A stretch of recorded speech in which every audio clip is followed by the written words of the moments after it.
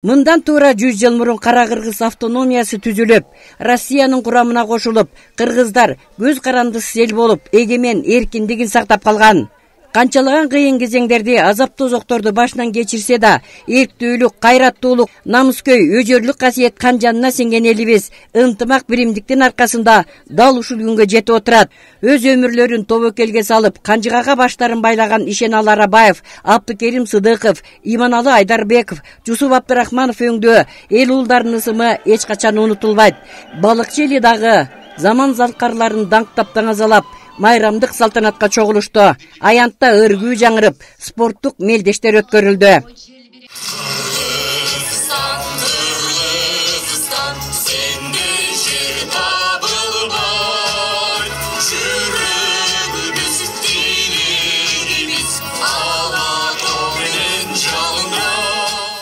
Кыргыздар кылымдары басып өтүп, кандай гана кыйын кездерди башынан өткөрбөсүн эл катары өзүнүн маданиятын сактап келген. Ата бабаларыбыз бирде кыйналса, бирде жеңишке жетишип, чабылып, чачылып кетпей, ала тоодой асыл жердин урпактарына мурас кылып калтырды. Биз кыргыздар байыртадан эгемендикти туу тутуп, ар кандай кырдаалды сабырдуулук менен жеңген кайратман элбиз. Туризм боюнча өнүктүрүү дагы мына жаңы пляждар ачылып, бул дагы биздин балым кош майрамдын жакшы жаңылыгы десек жаңылбайбыз.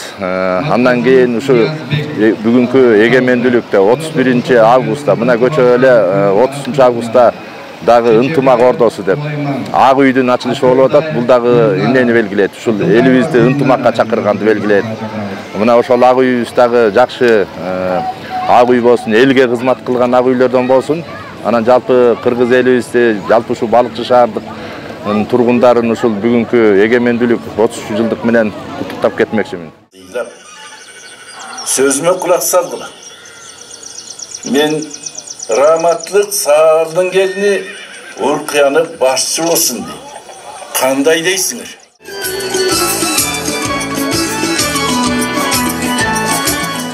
Келген меймандардагы көз жоосун алган көркөм жасалгаларды, улуттук каада салттарыбызды, дүрдүйүм тамак аштарды зорунта коюп, кыдырып көрүп жүрүшкөнү шаардын өнүгүп өсүп жатканынан кабарлайт.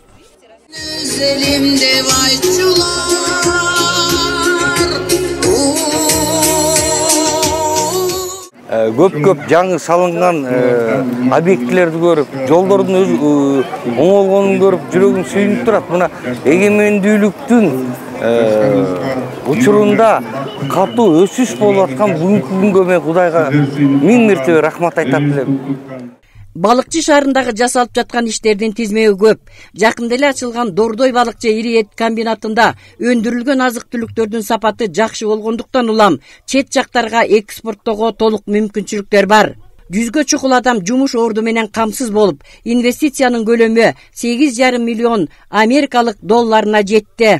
Туризмди өнүктүрүүдө заман талабына шайкеш иш жүрүп, 19 коттедж, 4 кабаттуу 120 батирлүү турак жай, пирс, бассейн, ресторандар курулууда.